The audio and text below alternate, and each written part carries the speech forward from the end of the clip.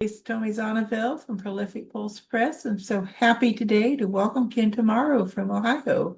It almost rhymes. So welcome, Ken, our poet of the day, as we are celebrating the release of You've Got It All Wrong, and it comes out October the 17th. It's already available for pre-order. So welcome, Ken. It's great to have you here today. It's nice to meet you in person.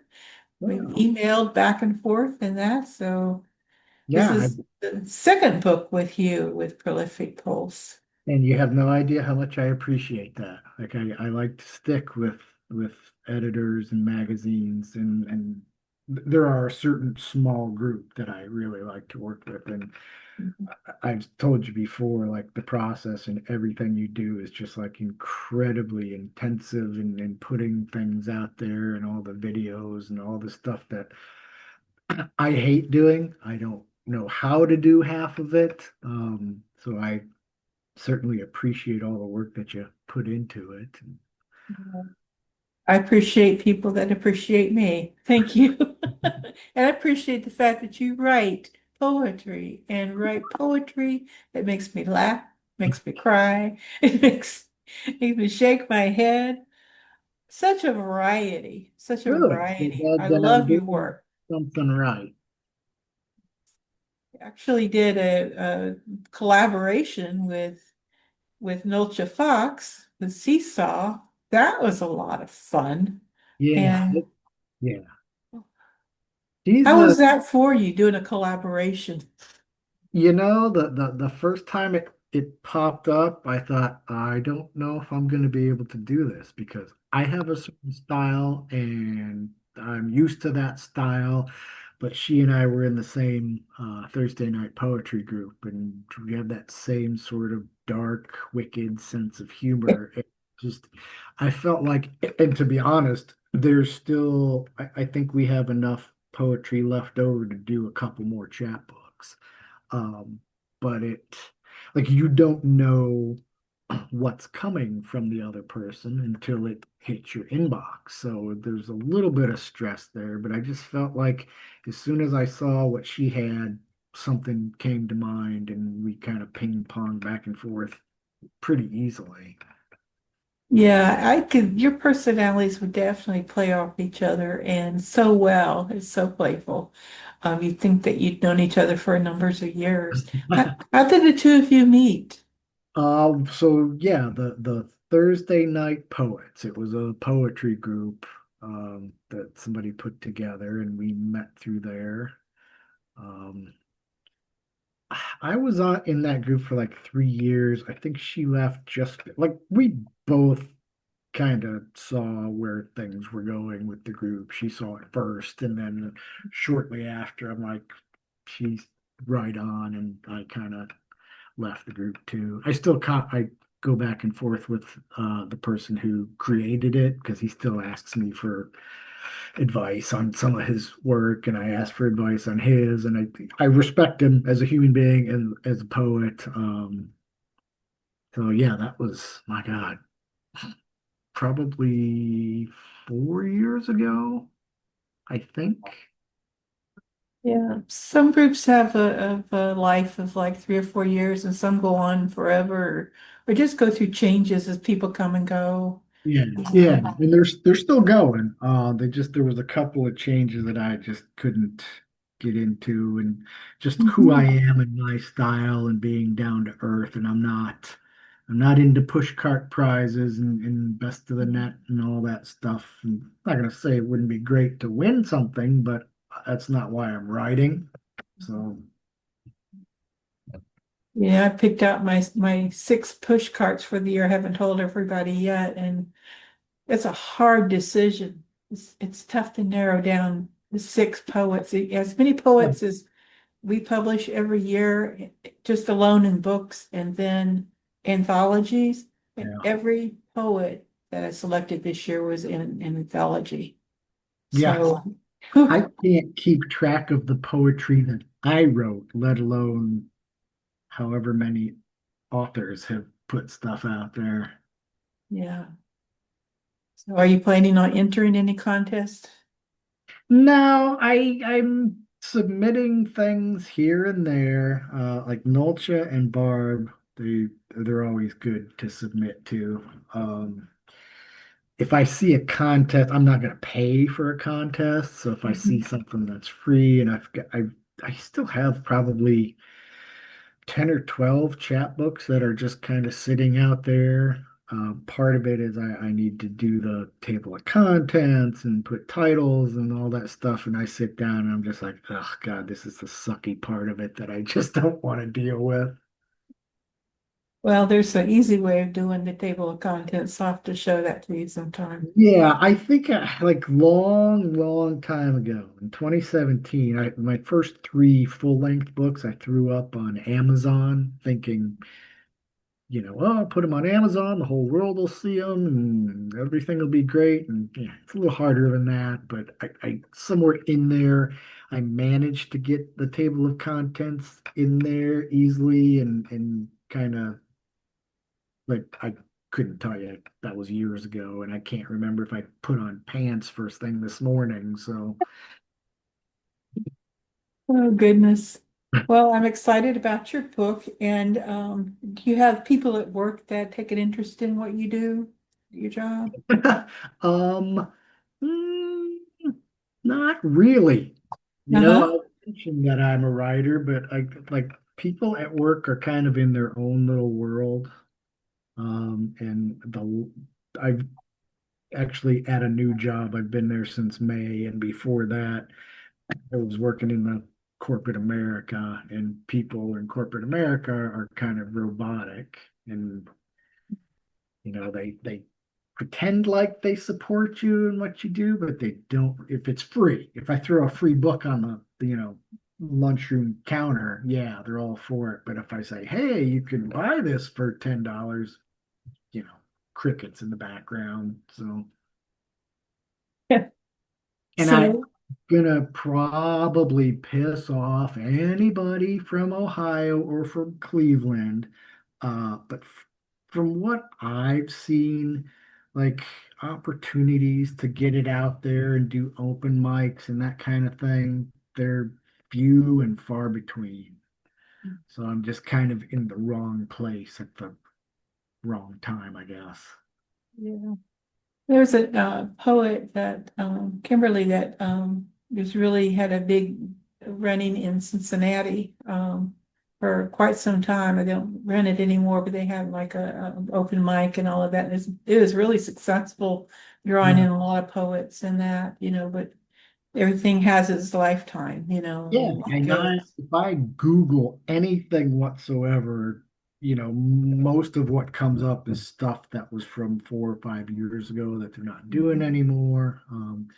I know there's one bigger literary kind of group here in Cleveland, but they do a lot of workshops that cost a lot of money.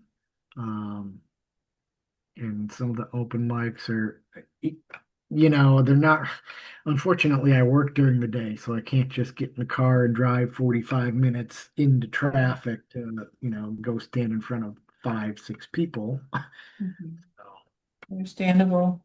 Yeah, I'm not one to go. There are a lot of things around in this area, but I don't go out at night very often. yeah, I'm usually home. So, to be quite honest, it's kind of ironic that for as much as I have written and everything that I have down on paper, I don't really like standing up in front of crowds. So, yeah, I did that for a number of years and as a job, and it's not something that I really want to do yeah. anymore. That's okay. Everybody has their own way, you know.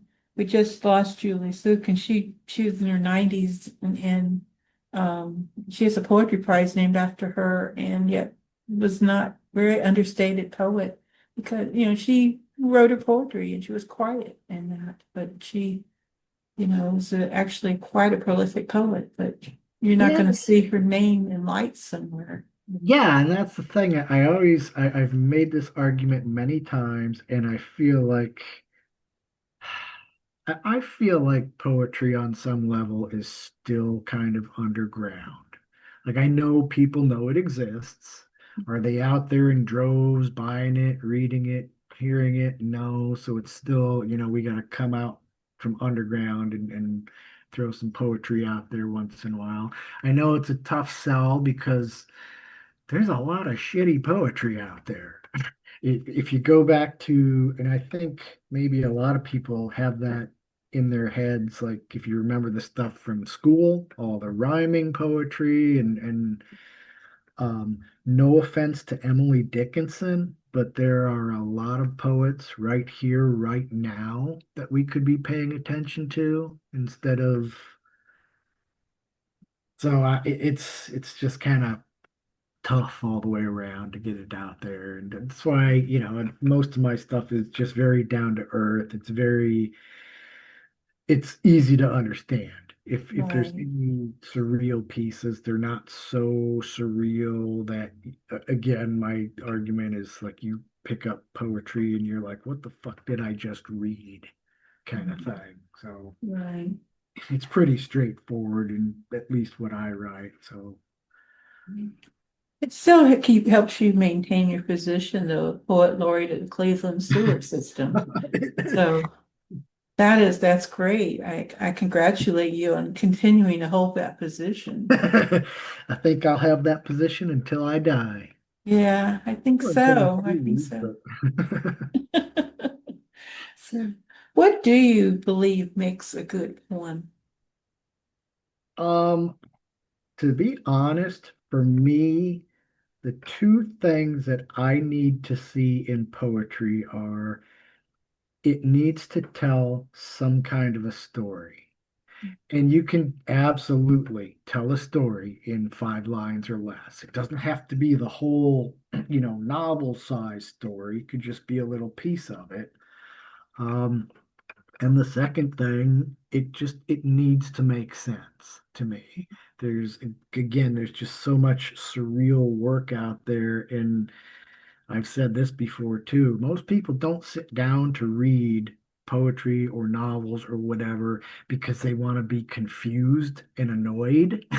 They want to know what the hell they're reading. So there's a lot of academic poetry, I guess, out there that just it doesn't appeal to me. It appeals to some people. That's fine. I'm not going to fault you for it, but for me, it has to make sense and tell some kind of story.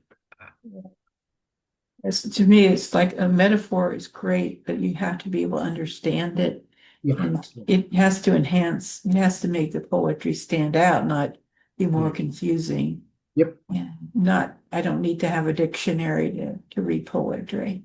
And I've read a lot and like a lot of good poets and friends of mine that I've had to open the thesaurus and the dictionary just to make sure I know exactly what that word means. But once in a while, and that's okay. But if the entire manuscript or most of the manuscript is like that, it's probably not going to make the cut. Yeah. Well, I know it's not going to make the cut for me because Yeah, I well, like poetry that's understandable. it may make the cut for, the Cincinnati Review or whatever, but I'm trying to appeal to the average person because I feel like there's more. And when I say average, don't be insulted because being average sometimes is still pretty good. Yeah, But to the average person, because there's more of them than there are the academics, I guess. I think you're right about that. Okay. So you're also an artist, did the cover Yes. art. And I was fortunate to see some samples of different art pieces and narrowed it down with you to this. People are raving about it, which It's really, actually one of my favorites. I yeah. really like because this is one of those that I call a happy accident because I was not going for that at all. But to me, it looks sort of like a barren, swampy area. Mhm. Yeah, I that's what I thought of too when I looked at it. And then the colors, this perfect composition. So, everything that I have ever. And I'm not painting anymore. I was doing it pre-pandemic, and then when the pandemic hit, it threw off. Like there were weren't doing any events. The place I was getting my supplies from closed down, and I was the quintessential broke artist. Like if I couldn't buy it cheaply, I wasn't gonna buy it. But when you're creative, you don't stop creating because something happens. But if I had kept on painting, my studio was just my bedroom. And eventually I would have hit this critical mass of climbing over paintings to just to get to my bed or whatever. So I started writing more. It takes up a lot less space. As But oh, I was completely self-taught. So everything I've ever painted I consider a happy accident mhm. because 9 out of 10 things that I paint, for whatever reason, from my brain to the canvas, did not translate like I thought it would. So I'd have to kind of let things dry and go back and paint over. And this, I think, was one of those. Again, I did not set out for that to happen, but It worked quite well. Is that acrylic? yeah, big fan of acrylics. I've worked a little bit with oils, but they take months to dry. Um, Yeah, it's one of the reasons I don't like to work in oils.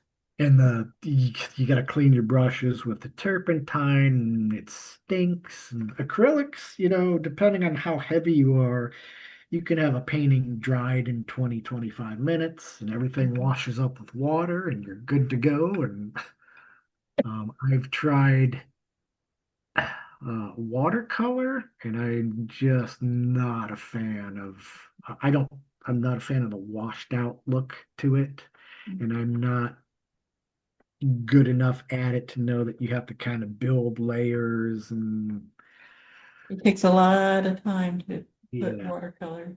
That's what I've done for a number of years is watercolor. I put the acrylics down and went to watercolors. And I just this weekend went to a class to get acquainted with acrylics again. And I had a blast. I yeah, came home wearing half of it, but yeah. cleaning my fingers, I ended up painting with my fingers because nothing else was quite working for me. Oh my And God, I've yeah, used everything from brushes to old credit cards to sponges to that's part of the fun of it.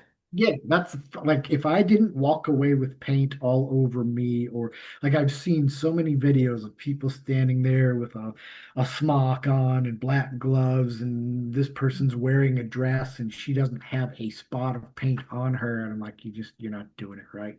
No, no, you gotta get in it. Yeah. I had more paint on the walls and the carpet than most of my canvases. So, Yeah. Well, Ken, how about you read us some of your poetry? Do you have a favorite poem out of your book? um, I don't. hmm, I can't say I have. What am I trying to say? They're all my favorites. There you go. Yeah, I've got a couple, just depending on how much time we have. Um, this is, and you've read my work, so there's this sort of snarky, sarcastic, hate corporate America kind of thing. But once in a while, I pull one out of my ass that isn't like that, and I think it's pretty good. So it's called Summer of '89. It was down at Edgewater Park. We walked along the break wall. It was late at night and dark. I imagine at one time the cement blocks we walked along were perfect squares, but now, after years of Lake Erie slapping against them, made them worn down and smooth. There were little pockets along the surface that collected the water, making everything slippery. We could not see the lake in the darkness, only the small waves a few feet in front of us. We could see the lights of downtown miles in the distance, but nothing else, barely even ourselves. We stood on the break wall in the dark, talking about whatever teenagers talked about. We were young once and lived our lives in the calm darkness of the unknown. You know, that takes me back Ugh. to the teenage life. I, there's a a fine line between completely living in the past and remembering. So I know that the past is the past. I can't go back. I'd love to have my hair back and my 29 waist, but I know that can't be done. But when I think back of my teenage years and all the time spent bitching about how awful it was, and now that sit and think back, I'm like, those were some of the best times of my life. Yeah. Yeah, I was talking to an old friend from my teenage years, and there would have been one that would have been walking with me in this poem in a nice quiet space, and that's what we love to do. Go on a date and like go to a dance or something, but a lot of times they spend the time you spend walking, the time you spend just enjoying being together. Yeah. That's what this made me think of, just the quietness of it all. It just takes you back to that time. So And I yeah, really beautiful. appreciate when people say it evokes whatever memory, because that's really all I can hope for. It has to evoke some memory or some kind of feeling in you that, sticks with you, or it's somehow relatable. So, Mhm. Yeah, and that's the way your poetry is. It is very relatable. and I make the joke all the time, I don't use big words in my poetry because I really don't know any. There you go. But Yeah, but I write how I talk, and actually, there's not nearly as many swear words in my poetry as there is in my everyday talking life. what is it that you do as far as a profession? Right now, I am an administrative assistant for an accounting firm. Oh, wow. My husband's an accountant, so I have an idea what administrative assistants do. You're working hard. Yeah, well, right now they've got a couple of deadlines this week, and Yeah. everybody's going kind of crazy. That's why October 16th you won't find me anywhere. Administrative assistants who are actually on the accounting side, who do their help with the accounting parts, and I do a lot of ordering and sort of administrative stuff. And there's a lot of wording and things that they're talking about, and it's like I have no idea what you're talking about. Yeah. But you keep the wheels greased, you keep things moving in the back end. That's it. If you Yeah, didn't do what you did, they'd be in big trouble.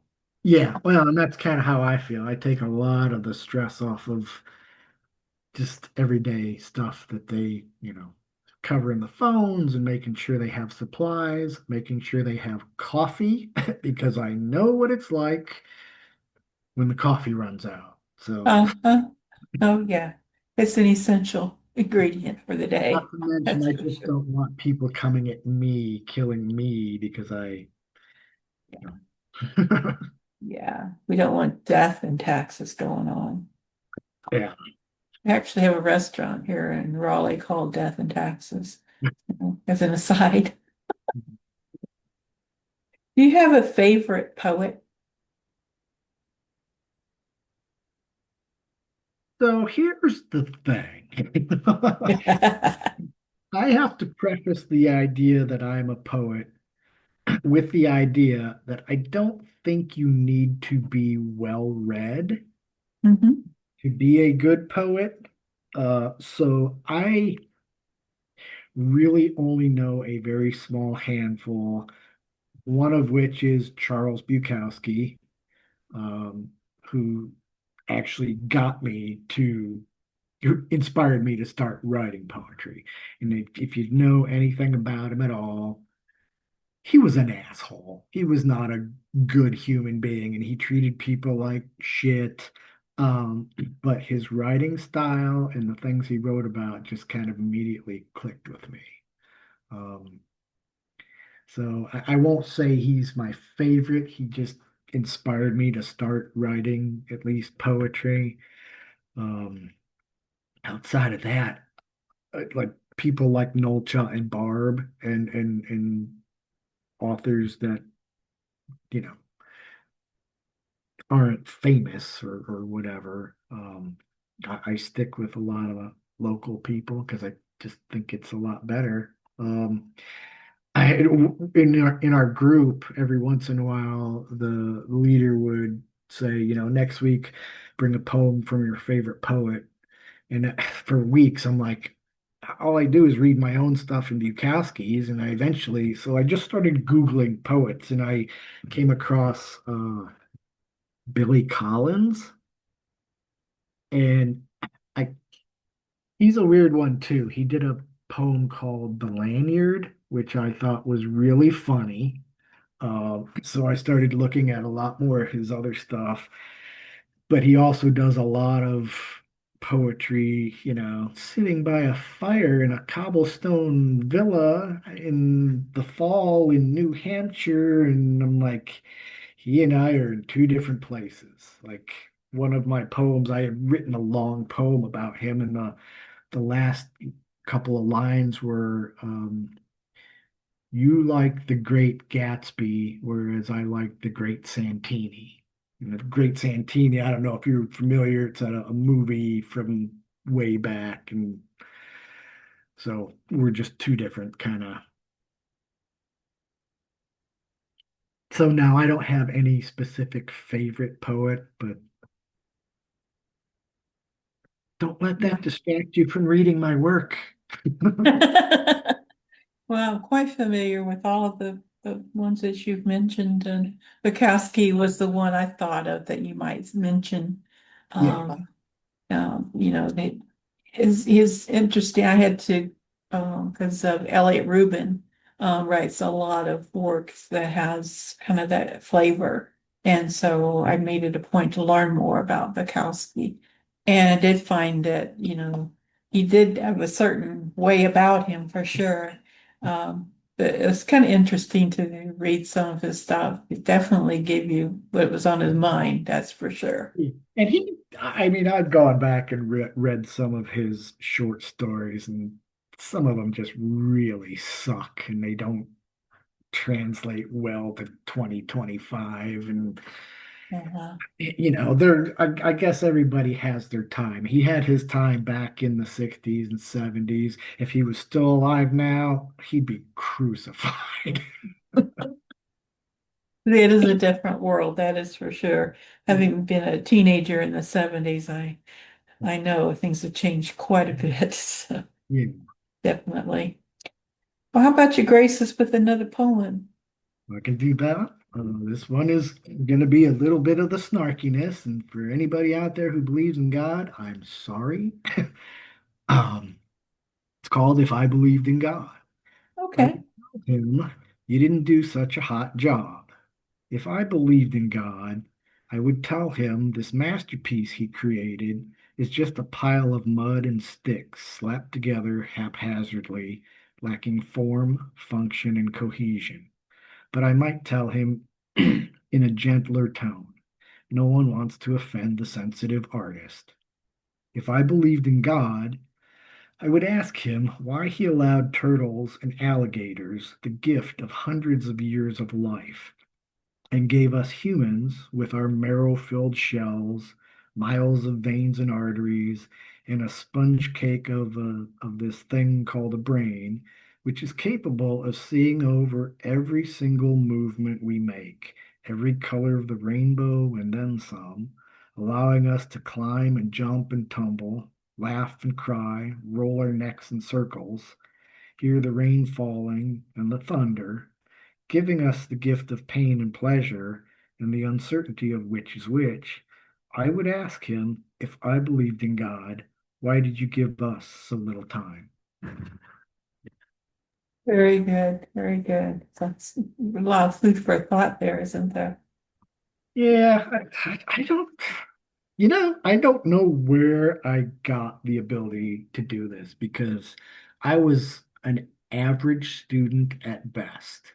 Like I daydreamed my way through school, and there was never a time in my life that I sat down and said, you know what, I think I want to write, and I want to write poetry. It just happened. Yeah. I was a daydreamer as well in school and Yeah. spent most of my time between art and writing and That was the not thing paying close too. enough attention to things.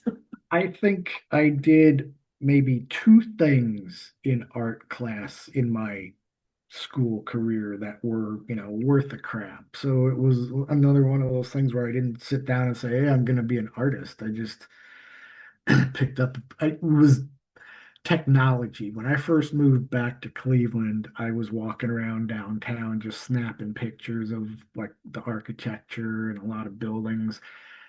And that was back when digital cameras were just starting to be popular, so they were all kind of crappy. And I would take these great pictures on this tiny 2-inch screen, put them on my laptop, and like, oh God, this is awful. It's blurry, it's pixelated, it's whatever. So it came with some software, like you could make some minor changes, like to contrast or whatever. So I came up with a lot of really cool photos. And one day my camera, I think it was probably a month after the warranty expired, camera broke. And I thought, well, I need to upgrade and buy a little more expensive. And I bought a little more expensive and it broke. And I borrowed the same exact make and model from a friend of mine and it broke. And I'm walking around downtown and I'm like literally out loud, I was like, fuck this. I'm going to pick up a paintbrush and see what happens. I can't possibly break anything with a paintbrush. So I put the photography down and started painting. And if you had seen the very first painting I ever put out, the majority of people would look at me and say, you probably shouldn't do that anymore. Oh, it's But fun. that's the thing. You just keep doing it. And even with the writing, there was a time where I just really, really sucked at writing short stories. Um, I'm not going to say I'm great right now, but I think I've gotten a lot better. So it's just a matter of keeping at it. Yeah, that I think it's important to challenge ourselves, and try new things and keep our brain busy and I do charged to up. an extent. Like I do challenge myself, but then when it comes to like a lot of people, I'm mostly free form poetry. I will not even attempt like villanelles and sonnets and things like that because those to me, it's too much like work. If I have to sit down, like all my work comes organically, and if I have to sit down and try to get it into these little parameters, it's going to be really crappy poetry and it's going to frustrate the hell out of me and it's going to take this thing that I really enjoy doing and turn it into something I hate. So, Right. You have to take that road that's meant for you to take, and yeah, it's going to yeah, be different. It's going to be different. And I think that's what makes it more interesting yeah. too. I, It I has your personality to it. It has your characteristics to it. yeah, I think that's cool. Now, I believe that you have a YouTube channel. What yes. is it that you do on there? Tell us what it's called and what you It, do on there. it's called Screaming Down the Poetic Highway. Um, initially, I had all kinds of ideas. I was going to interview people and this and that, but like I said, I don't have a ton of fancy equipment. It's just me on my phone. But I have so much writing. I literally probably two other full lengths and 12 to 15 chapbooks. And I just, you don't stop writing. So I wanted to get it out there. So it was just going to be me kind of, there's a few episodes where I'm reading an entire chapbook of like 35, 40 pages. There's some videos. One of my poems, there was something called the Cleveland Humanities Festival, and one of my poems got picked and it was read on stage by some local actors. So I have a video of that. Um, a lot of it is, again, me swearing and bitching about the writing process and the submitting process and how I hate the academic side of it. And sometimes writers can be assholes. And so it's just my opinions on things. I'm very opinionated. That is quite all right. It is definitely quite all right. And I'm gonna have to go on there and start looking at some of the stuff you've done. there's probably I want to say, I don't even remember how many episodes, not that many, maybe 12 to 14. And I was doing them regularly. I haven't because it's the same thing. I put them out there, and I think there's 28 followers and maybe 3 or 4 comments from the same couple of people. And it's the same thing. You gotta, know how to get it out there right. And so I should actually go back and do some more. I get lazy. I'm not even gonna lie. I'll have to be sure and put that link into your show notes so people can find you. And you also have a website, kentomorrow.com. Yep, and that actually has everything. So it's got a tab for the blog on WordPress. It's got the YouTube channel. It's got some miscellaneous little oddities. There's the first 3 books that I put on Amazon. I took them off sometime this year. I was like, screw it, Amazon can kiss my ass. So I took them off and I just put them like PDFs on the website, so they're free. There's a lot of free stuff. To be honest with you, I think I give away more poetry than I sell, which, I never, ever, ever assumed I was going to be the next great writer and, be able to quit my day job. And it makes a couple of dollars and a few people see it, and that's all I can ask for. Yeah, yeah. I think it's more important to write and express and do what you will with your work, but Yeah, and it not originally, aspire. If it happens, it happens, but yeah, it originally for me when I started writing, it's a really good therapy. And the same thing with art because you lose yourself in this and you completely forget that the bills are due or the world is on fire right now, and you can kind of immerse yourself in it and give yourself a little bit of peace, and then you step back. And I was talking to somebody the other day, and I was like, I really do like to go back and read my own poetry. I thought it sounded kind of arrogant. He's like, no, that's pride. I'm like, I never thought of that. But yeah, I step back and I'm like, you know what? For somebody with the past that I had, this is pretty good writing. yeah. I was recently published in an anthology, and I was reading my work. Of course, one of the first things you do is you go look and see how yours came out. And I read it, and I'm like, did I write this? You ever do that? It's like you know, Yeah. it, where was my mind at when I wrote it? Because I thought, actually, that's pretty darn good, but I wouldn't have guessed it was me. Yeah, and that it's funny, where was my mind at? Because I look back at a lot of my stuff and I'm like, I have no idea what the hell I was thinking when I wrote this. What was in my head?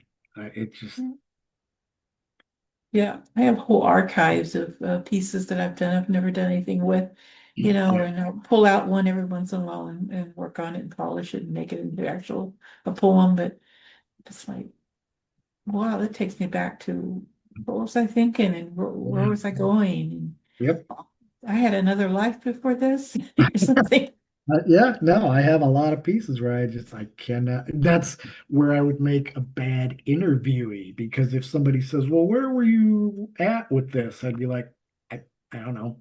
You were where you were. Don't remember. Yeah. Yeah. I look back at the timelines and I'm like, okay, I know this is going on in my life at that time, so that explains that. And well, I kind of like the way I wrote that, so maybe I need to revisit that some more. So I noticed my stuff tends to be kind of seasonal. At first and foremost, for the 17 years I was in the corporate America job, they paid me very poorly to the point where, I struggled financially every day. So my poetry is that, but you can kind of tell the different seasons because when it's springtime, I'm all about birds and the trees. And when fall and winter hits, I'm like, death is coming. same here. My darkest poems are from December through March. Those Yeah. are you're going to get the deepest, darkest stuff out of me then. The rest of Yep. the time it's like, but those are my best writing times. You're going to get the real meat.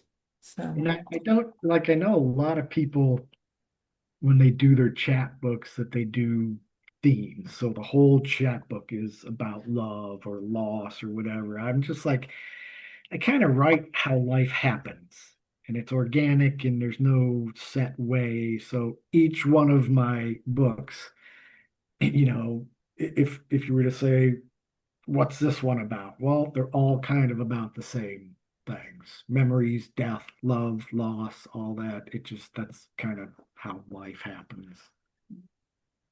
I And to guess be honest, I don't think I could sit and read 25, 30 pages of just love poems or whatever.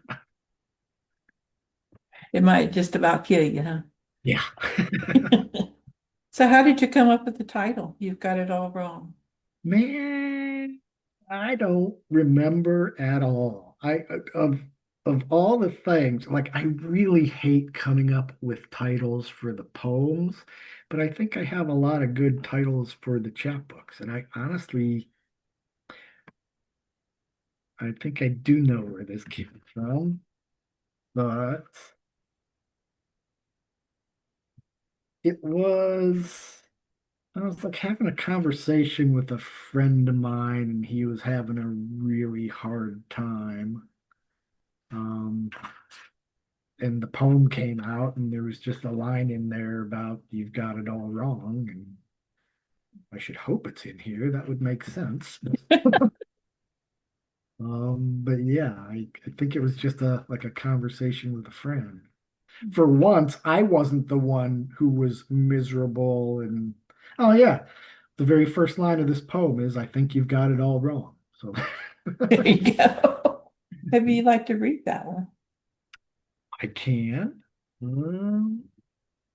It's called We All Carry Anger. I think you've got it all wrong, but I can see your grief from losing something, or the feeling of losing everything for that matter. It's hard to get up these days. Things are not as easy as they were. There is something out there for you, though. What? I have no clue. I'm still looking myself, but it's there, under a pile of bricks, or a home that used to be yours, or somewhere in the woods in Bloomington, Indiana. Getting up is half the battle. It's saying the point is when you ask yourself, what is the point? It's in your breathing. You're still doing that, don't you see? Your body cares enough to keep your breath moving, and so should you. I know you had a plan, and maybe it didn't go as planned, but life isn't a yellow brick road, or even a perfectly paved road with bright, clear signs. Sometimes it's a slippery hill covered in wet rocks. Do you remember the fearless persistence you had as a child? It's still there, but your eyesight isn't what it used to be, so you have to look a little harder, squint with purpose. Everything is harder now, but doable until it isn't anymore. You continue to do all those things you say you can't do without even realizing you're doing them.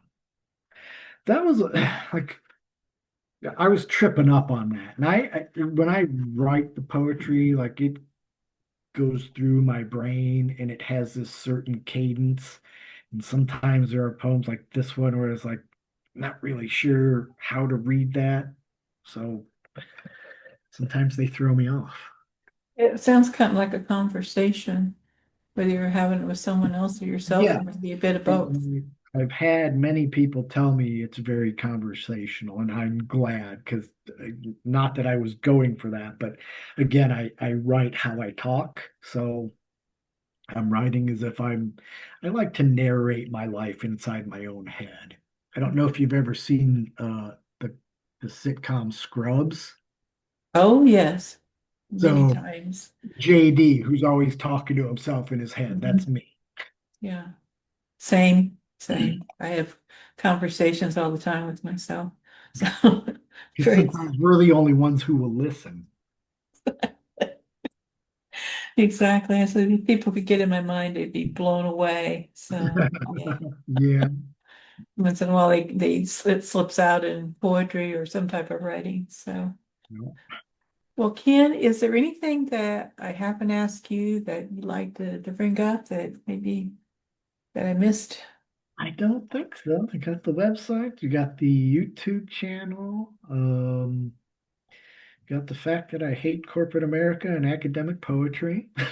Um, if anybody, like I have, again, I have so much writing, and if anybody wants to hear it, wants to see it, I will be happy to print it out and send it to you for free.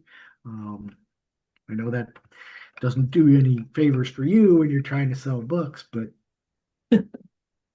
That's okay. If somebody wants to have a copy of this book and review it, I'm certainly open to yeah. providing a copy because reviews are a wonderful thing to have. So, Yeah, that's another thing I'm lacking. I'm very proud of my writing. I think it's very good, but I still would like to once in a while hear what people think. yeah, I think it's very important. And your book will also go up on Library Thing. And so we have reviewers there, and they are some of the best reviews out of that group because they're real dedicated. One of the deals is if they get the book, they really need to feel I'll compelled to write something. tell you what's Sam, is it? Yeah, Sam, Moon Samantha.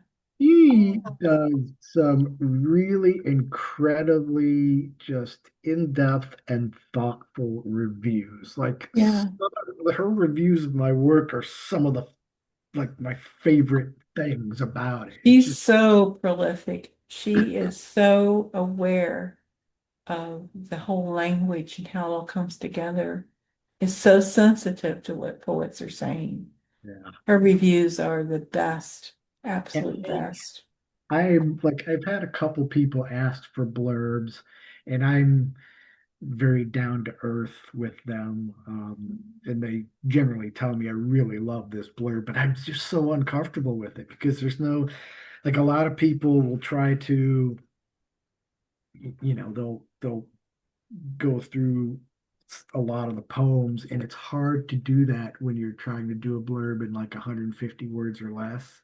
Mhm. I don't concentrate on individual poems as so much as the whole collection and how they sit in my head. And but again, I'm very down to earth with that stuff and not so comfortable. So, which I'm glad I don't do a lot of blurbs. So I was just asked to write an introduction to a book. I finally finished it this morning. It took me, gosh, 3 weeks, I think, to get it together because I wanted to get it just right. I mean, introducing somebody's book, that's a big honor. But, Yeah. I went through every single poem and I took all kinds of notes and all of that. I thought, I don't want to do this for a living. Yeah, no, It was an honor, but whew, I'm done. it's very stressful, and I always say, if you can use it, great. If not, I understand. I'm not going to be hurt. And Well, for those who are listening, we appreciate you that take the time to do those sorts of things. And we have a yes, little nucleus of people that do help one another out. And I really like that yeah, camaraderie that we have with this little group that we have with Prolific Pulse and some of the same people interact with one another. And Masticadoras, wow, yeah, do they ever do a great job getting work out there. yeah. Like I said, without Nolcha and Barb, my writing would probably not be any. Best, the So best, yeah. I think I just started submitting some stuff to the Canada side, and I've been on there. Mhm. It's just like there's so many that I just completely forget about. And now that I'm just kind of submitting when I feel like it, because I was submitting all kinds of stuff, just boom, boom, boom.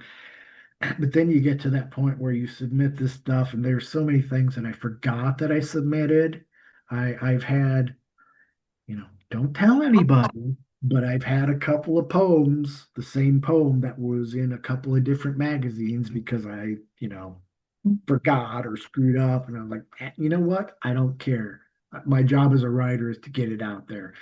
So, Well, not all of them care if it's been published somewhere else. yeah. So it's okay. We won't crucify you for it. But yeah, it's now that I'm not the whole submitting really does get kind of stressful because This each does. magazine has their, follow these guidelines. And if you don't follow these guidelines, we will never ever speak to you again and you will be blacklisted forever. And Oh, it's, let's go to the next guy. yeah, it, in its simplest form, it's just writing. It's just words on paper. It's not the word of God. It's not the Constitution. It's just, so I don't think we need to be so uptight about.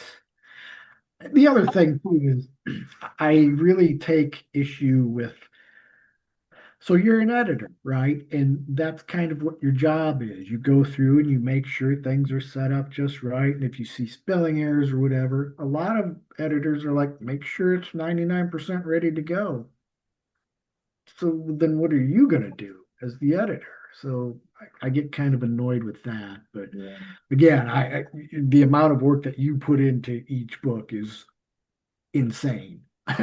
So I appreciate that for sure. Well, I do appreciate when books are easy to edit, and I do like them to be pretty solid edited, but you're not going to catch everything, and I'm not Oh, going to catch everything, and that's why we kind of go back and forth. I am so bad. Like I pass a lot of stuff to Nolcha because she has that editing Mhm. It's quite copy. good at it.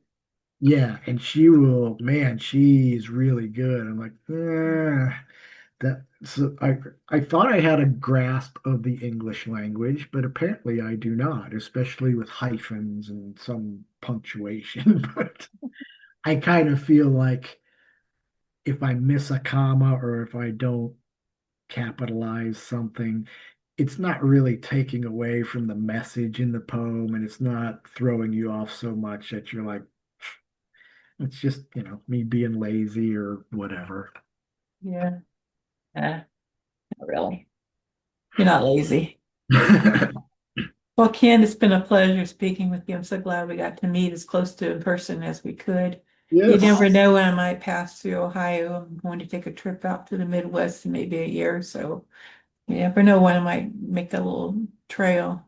we'll So, be here. yeah.